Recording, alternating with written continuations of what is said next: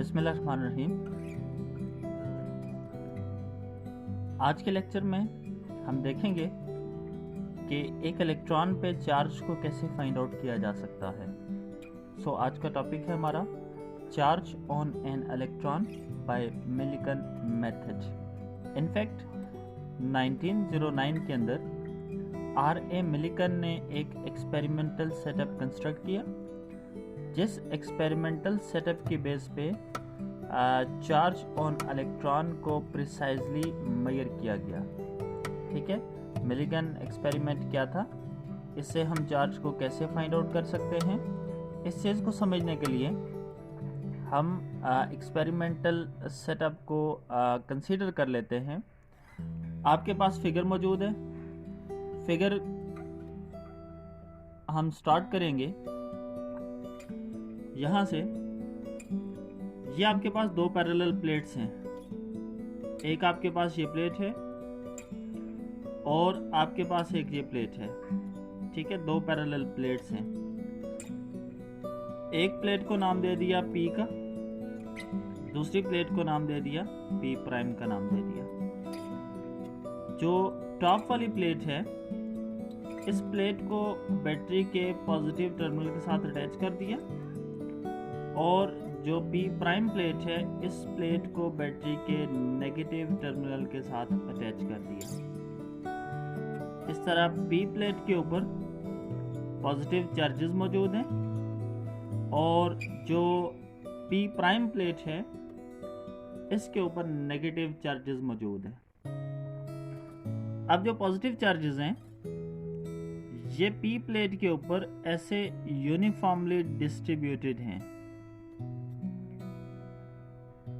ठीक है, और जो P प्राइम प्लेट है, इसके ऊपर नेगेटिव चार्जेस यूनिफॉर्मली डिस्ट्रीब्यूटेड है। ये दो प्लेट्स हैं। लेट्स से जो पोटेंशियल थ्रू सोर्स हमने अप्लाई की, वो पोटेंशियल है capital V with the potential. और इन दोनों प्लेट्स के दरमियान डिस्टेंस बहुत स्मॉल रखा जाता है। लेट्स से जो डिस्टेंस है, इस डिस्टेंस को हम क्या कह देते हैं, स्मॉल d का नाम दे देते हैं। ठीक है, क्या कहा, एक्सटर्नल पोटेंशियल V है, दोनों प्लेट्स के दरमियान डिस्टेंस d है, दोनों प्लेट्स के ऊपर इक्वल एंड ऑपोजिट चार्ज मौजूद है। डेफिनेटली इलेक्ट्रिक फील्ड डेवलप होगी from positive to the negative plate. Electric field की डायरेक्शन कहाँ पे होगी, डाउनवर्ड डायरेक्शन के अंदर होगी। ठीक है, तो यहाँ से जो इलेक्ट्रिक फील्ड की वैल्यू आपके पास निकलेगी, वो वैल्यू आपके पास निकलेगी E is equal to V divided by D। ये रिलेशन कहाँ से आया, ये रिलेशन है हमारे पास from the definition of potential gradient.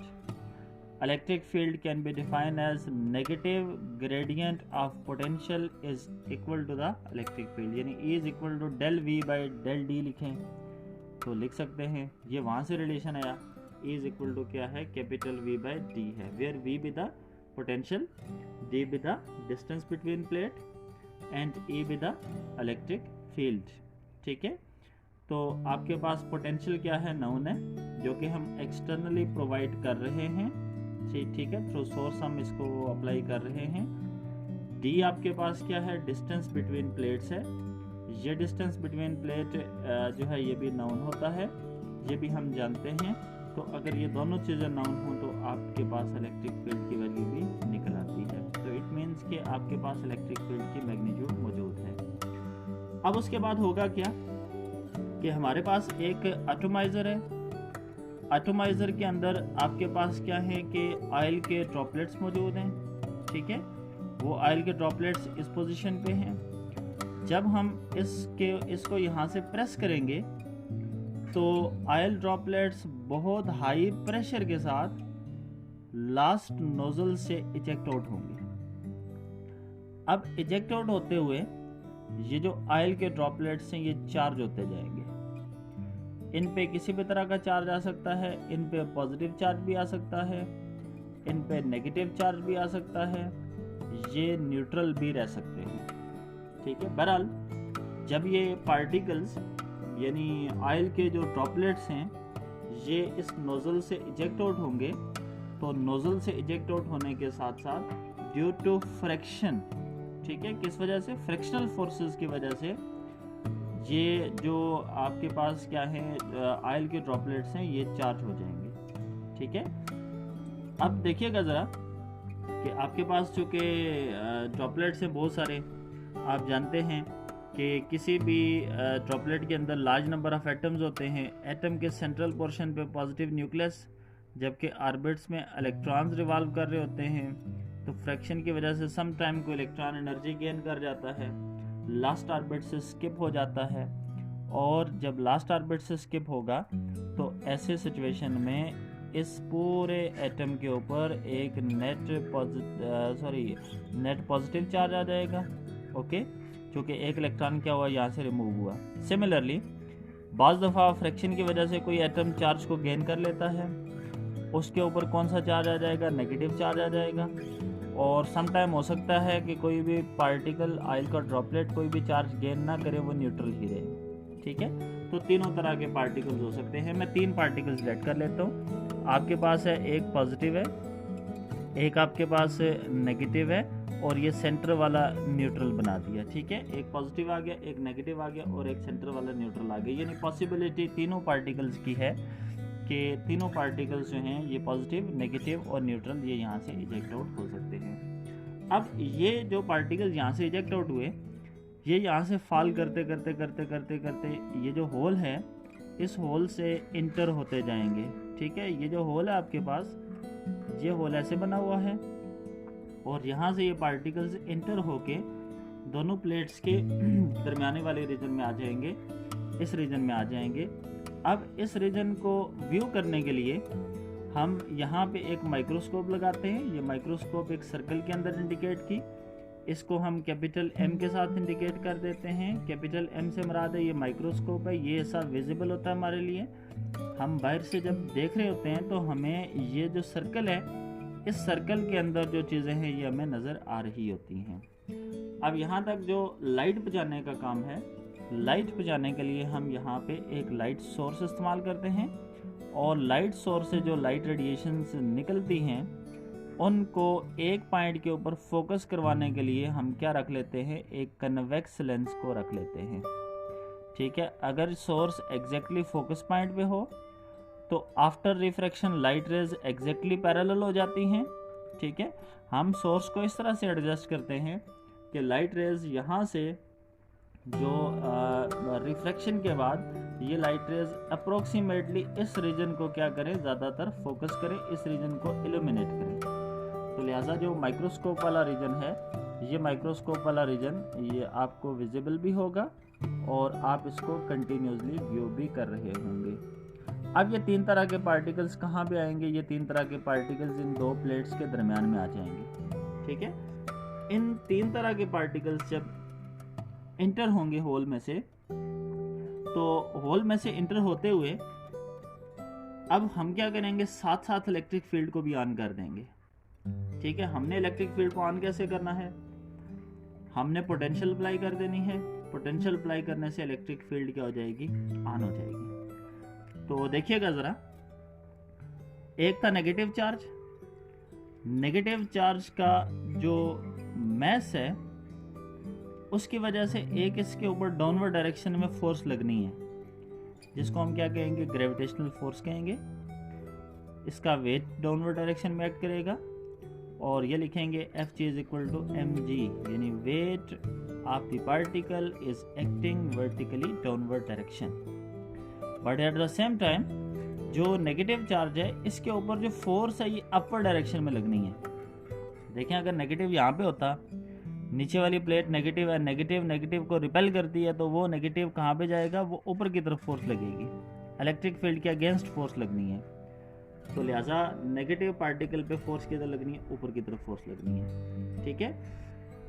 अब अगर पॉजिटिव होता तो पॉजिटिव पे कैसे फोर्स लगती, पॉजिटिव चार्ज ये है, पॉजिटिव का वेट भी नीचे की तरफ लग रहा है, F is equal to mg, और पॉजिटिव चार्ज पे जो इलेक्ट्रिक फोर्स है ये भी डाउनवर्ड डायरेक्शन में लगती है, F is equal to QE, चूँकि इलेक्ट्रिक फोर्स की डायरेक्शन में ही इलेक्ट्रिक फील्ड की डायरेक्शन में ही पॉजिटिव चार्ज के ऊपर फोर्स भी लगेगी। जबकि जो न्यूट्रल पार्टिकल है, न्यूट्रल पार्टिकल पे सिर्फ एक ही तरह की फोर्स लगेगी, वो इसका वेट होगा जो कि डाउनवर्ड डायरेक्शन में है। बाकी अपर डायरेक्शन में कोई भी फोर्स नहीं लगेगी क्योंकि ये न्यूट्रल है। अब इसकी वजह से होगा क्या, जब ये तीनों पार्टिकल्स इलेक्ट्रिक फील्ड वाले रीजन में आएंगे तो जो ही इलेक्ट्रिक फील्ड ऑन हुई, तीनों एक ही तरह से पहले मूव कर रहे थे जब इलेक्ट्रिक फील्ड नहीं थी, लेकिन जो ही इलेक्ट्रिक फील्ड ऑन हो गई, इस पार्टिकल पे एक और फोर्स नीचे की तरफ लगेगी। ये पार्टिकल पॉजिटिव जो है ये फौरन दौड़ता हुआ नीचे स्टिक कर जाएगा, यानी पॉजिटिव फौरन ही क्या हो जाएंगे, वैनिश हो जाएंगे। अब ये जो पार्टिकल है इस पे ऊपर की तरफ फोर्स लग रही है, ये पार्टिकल स्लो डाउन हो जाएगा। अगर आपके पास इलेक्ट्रिक फोर्स ग्रेविटेशनल फोर्स से कम है तो पार्टिकल स्लोली नीचे की तरफ आता जाएगा। अगर इलेक्ट्रिक फोर्स ग्रेविटेशनल फोर्स से ग्रेटर है तो पार्टिकल ऊपर जाना शुरू कर जाएगा। अगर इलेक्ट्रिक फोर्स और ग्रेविटेशनल फोर्स एक दूसरे के इक्वल आ गए तो पार्टिकल आपको सस्पेंडेड स्टेट में नजर आएगा, रुका हुआ नजर आएगा। जबकि न्यूट्रल पे कोई फर्क नहीं पड़ना, वो इसी तरह से फॉल करते करते करते कुछ देर के बाद वो भी जो है ये लोअर प्लेट के साथ स्टिक कर जाएगा। ये जो पार्टिकल है नेगेटिव, ये आपके लिए इम्पोर्टेंट है और ये आपको मूव करता हुआ नजर आएगा ऊपर नीचे। अब आप करेंगे क्या, आपने चेंज करनी है पोटेंशियल को। पोटेंशियल के बढ़ाने से आप इंक्रीज करेंगे इलेक्ट्रिक फील्ड को। इलेक्ट्रिक फील्ड को इंक्रीज किया तो इट मीन्स आप इलेक्ट्रिक फोर्स को इंक्रीज कर रहे हैं। इलेक्ट्रिक फोर्स को इंक्रीज किया तो अगर आप ग्रेविटेशनल फोर्स को बैलेंस कर गए तो पार्टिकल सस्पेंडेड मिलेगा। अगर आपने इलेक्ट्रिक फोर्स ज़्यादा दे दी तो पार्टिकल आपको ऊपर जाते हुए नजर आएगा। अगर आपके पास इलेक्ट्रिक फोर्स कम है तो पार्टिकल नीचे आते हुए नजर आएगा। तो इसको आप अपनी मर्जी से कंट्रोल कर सकते हैं बाय एडजस्टिंग द पोटेंशियल। ठीक है, आप अप्लाइड पोटेंशियल को कंट्रोल करते हुए आप इसको क्या कर सकते हैं, कंट्रोल कर सकते हैं। तो करना क्या है, हमने करना यह है कि हमने पोटेंशियल को चेंज करते जाना है, इलेक्ट्रिक फील्ड को वेरी करते हुए इलेक्ट्रिक फोर्स को ग्रेविटेशनल फोर्स के इक्वल करना है और नेगेटिव पार्टिकल को हमने दोनों प्लेट्स के दरमियान सस्पेंड कर देना है। पॉजिटिव और न्यूट्रल से जान छूट जाएगी। इलेक्ट्रिक फील्ड जो ही ऑन करेंगे पॉजिटिव तो स्टिक कर जाएंगे और न्यूट्रल जो है ये खुद ब खुद कुछ टाइम के बाद आके स्टिक कर जाएंगे। इनसे आपकी जान नहीं छूटनी। ये वाले जो हैं ये इन दोनों प्लेट्स के दरमियान आपको ऊपर नीचे मूव करते हुए नजर आएंगे। तो नेगेटिव चार्जेस को आपने सस्पेंड कर लिया। ठीक है, अब जब सस्पेंडेड स्टेट होगी तो सस्पेंडेड स्टेट के अंदर इलेक्ट्रिक और ग्रेविटेशनल फोर्स एक दूसरे को क्या कर रही होंगी, बैलेंस कर रही होंगी। It means we can write electric force is equal to gravitational force. हम राइट कर सकते हैं electric force is equal to gravitational force. अब देखिएगा इलेक्ट्रिक फोर्स की वैल्यू थी QE, अभी हमने फिगर के अंदर ट्रेड की थी। FG की वैल्यू थी mg के इक्वल, तो हमने लिखा QE is equal to mg। Suspended state के अंदर ये दोनों फोर्सेस इक्वल हो गई तो हमारे पास ये रिलेशन बना। अब फ्रॉम इक्वेशन 1 इलेक्ट्रिक फील्ड की वैल्यू थी कैपिटल V बाई डी, तो आपके पास आ गया Q into V by D is equal to mg, where capital V be the potential, D be the distance between plates, Q be the charge on that particle, M be the mass of that particle, and G be the gravitational acceleration. From this we can calculate the value of Q. तो हम इस equation को rearrange कर लेते हैं। Q is equal to mg, D जाके multiply हो गया, डिवाइडेड बाय क्या आ गया, कैपिटल V आ गया। This is equation number 2। अब यहाँ से देखें कि चार्ज की वैल्यू कैलकुलेट की जा सकती है अगर पोटेंशियल नाउन हो। पोटेंशियल हम जानते हैं, जो एक्सटर्नल अप्लाई कर रहे होते हैं वो हमें पता होती है। अगर D की वैल्यू हमें पता हो, इस एक्सपेरिमेंटल सेटअप के ऊपर D की वैल्यू लिखी होती है जी की वैल्यू 9.8 मीटर पर सेकंड स्क्वायर है। यहाँ पे प्रॉब्लम आती है तो मैस की आती है। कौन सा जो ऑयल का ड्रॉपलेट है कितना मैस लेके इजेक्ट आउट हुआ, इस मैस को हम यहाँ से कैलकुलेट नहीं कर सकते। अगर हमारे पास मैस नहीं है तो हम चार्ज को नहीं निकाल सकते। इसका मतलब है इक्वेशन 2 को हम स्टिल अभी तक हम क्या रखते हैं, इसको पेंडिंग रख देते हैं, क्योंकि हमारे पास मैस नहीं है। अगर मैस आ जाए तो हम क्यों निकाल देंगे, अगर नहीं है तो नहीं निकाल सकते। ठीक है, तो अब चलते हैं मैस की कैलकुलेशन के लिए। मैस की कैलकुलेशन करते हुए हमने ये करना है कि हम अगेन अगर फिगर पे आ जाएं तो ज़रा फिगर को देखिएगा। मैस की कैलकुलेशन में आपने पोटेंशियल को ऑफ कर देना है।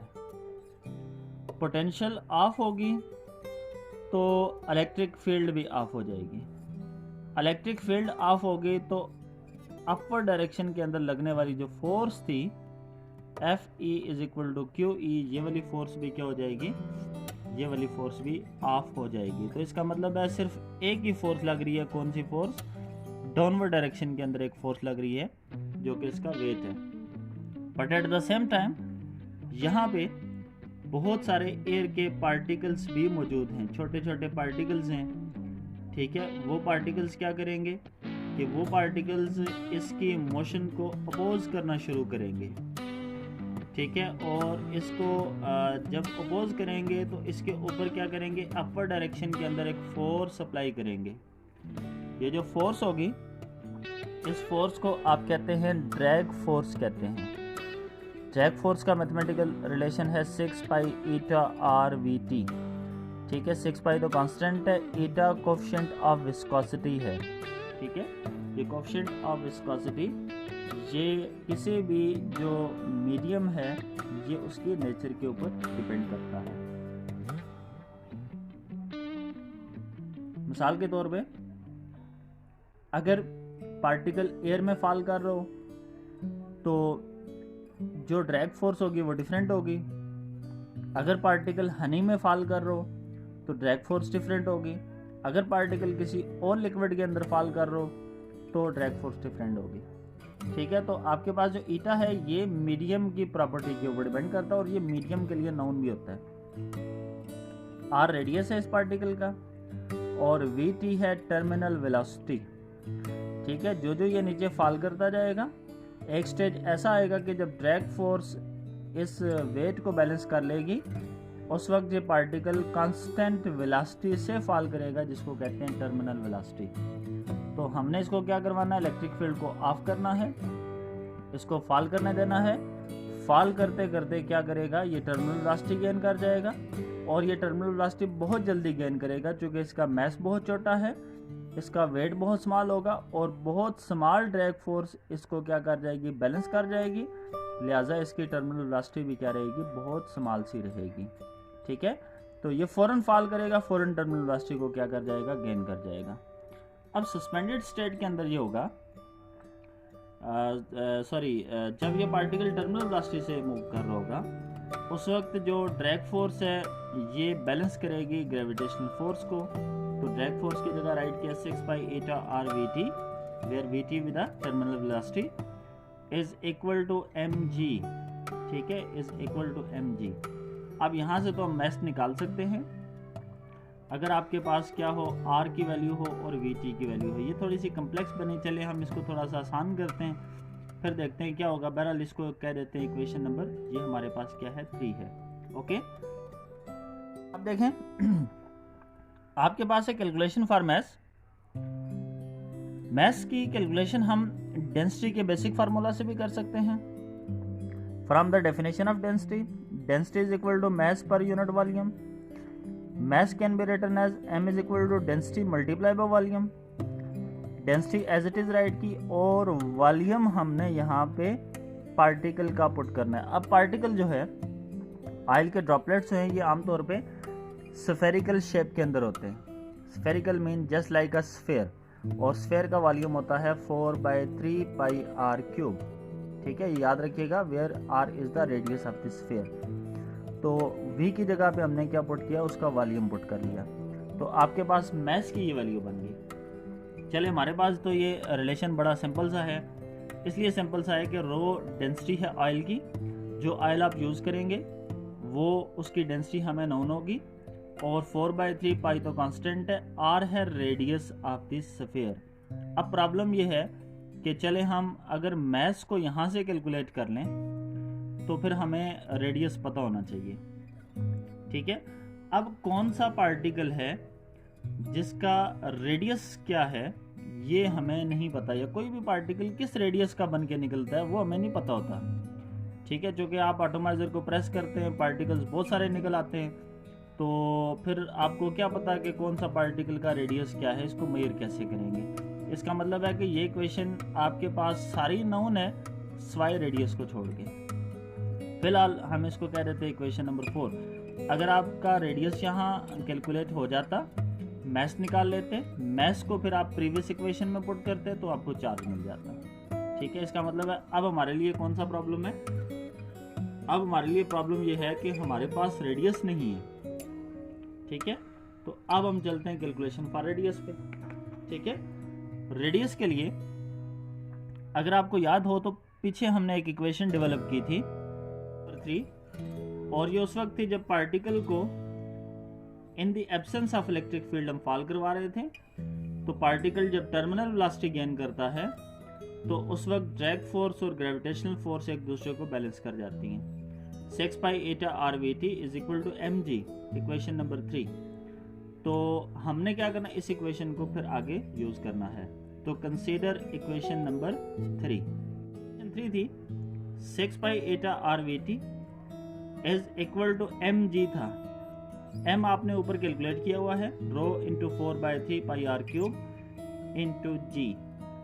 यहां से देखें, यहां से आपने क्या करना है, r को कैलकुलेट करना है। एक r तो एक r के साथ क्या हो जाएगा, कैंसिल, बाकी इधर बचेंगे r² बचेंगे। ये 2 टाइम 4 और 2 3 टाइम 6 आ जाएगा, ठीक है। और ये 3 इस साइड पे जाके मल्टीप्लाई हो जाएगा, 3 3 9 एटा वी टी, पाई और पाई आपस में कैंसिल हो जाएंगे, ठीक है। डिवाइडेड बाय इस साइड पे क्या बचा, 2 रो और जी, जो कि इस तरफ लाके डिवाइड कर देंगे, आपके पास ये इक्वेशन नंबर 5 बन जाएगी। अब इक्वेशन नंबर 5 में देखें कि ऊपर इधर प्रॉब्लम क्या थी, मैथ्स में रेडियस नहीं था, अब रेडियस आ गया, ठीक है। रेडियस को हम इक्वेशन नंबर 5 से कैलकुलेट कर लेंगे। चलें चेक करते हैं। ईटा कोएफिशिएंट ऑफ विस्कोसिटी है, ये लिक्विड पे डिपेंड करता है, ऑयल पे डिपेंड करेगा, हर एक लिक्विड के लिए डिफरेंट होगा, वो हमें नाउन होगा, ये तो हमें पता है। इसके बाद रो की वैल्यू भी हमें पता होती है, डेंसिटी, जी की वैल्यू भी हम जानते हैं। यहाँ पे टर्मिनल वेलोसिटी की वैल्यू हमें नहीं पता, जो पार्टिकल फॉल कर रहे हैं वो कितनी टर्मिनल वेलोसिटी को क्या करेगा, गेन करेगा, ठीक है। तो अब जो हमारा अगला पॉइंट है वो है कैलकुलेशन फॉर टर्मिनल वेलोसिटी। हम क्या करेंगे, टर्मिनल वेलोसिटी को कैलकुलेट करेंगे, ठीक है। अगर टर्मिनल वेलोसिटी कैलकुलेट हो जाए तो रेडियस निकल आएगा, अगर रेडियस कैलकुलेट हो जाए तो मैस निकल आएगा, अगर मैस कैलकुलेट हो जाए तो प्रीवियस इक्वेशन से हम चार्ज को कैलकुलेट कर लेंगे, ठीक है। स्केच हमारा आज का ये है। अब देखें टर्मिनल वेलोसिटी को कैलकुलेट करने के लिए हम बेसिक डेफिनेशन लगाएंगे। इसके लिए फिर से एक दफ़ा फिगर पे चलते हैं। ये करना है कि इलेक्ट्रिक फील्ड को फिर से ऑफ कर देना है, पोटेंशियल को ऑफ किया, इलेक्ट्रिक फील्ड ऑफ हो जाएगी, और पार्टिकल को फॉल होने देना है यहाँ से लेके यहाँ तक। पार्टिकल कांस्टेंट वेलोसिटी के साथ यहाँ से लेके यहाँ तक फॉल करेगा। Constant velocity mean terminal velocity के साथ यहाँ से लेके यहाँ तक फॉल करेगा, ठीक है। अब आपके पास वो जो कांस्टेंट वेलोसिटी है, टर्मिनल वेलोसिटी, हमने उसी को कैलकुलेट करना है। तो देखेंगे कि एक प्लेट से लेके दूसरी प्लेट तक का डिस्टेंस है d, ये d हमें पता है।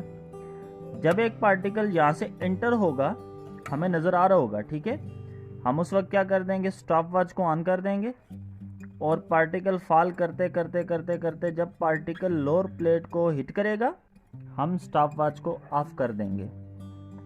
तो आपके पास क्या हुआ कि टाइम की वैल्यू मिल गई। यानी बहुत सारे पार्टिकल्स में से किसी एक पार्टिकल को ऑब्जर्व करना शुरू कर देना है। जब पार्टिकल इंटर होगा तो आपने स्टॉप वॉच को ऑन कर देना है और पार्टिकल को ऑब्जर्व करते करते करते करते जब पार्टिकल हिट करेगा लोअर प्लेट के साथ आपने स्टॉप वॉच को क्या कर देना है, ऑफ कर देना। आपके पास टाइम आ जाएगा, डिस्टेंस भी है, टाइम भी है, ठीक है।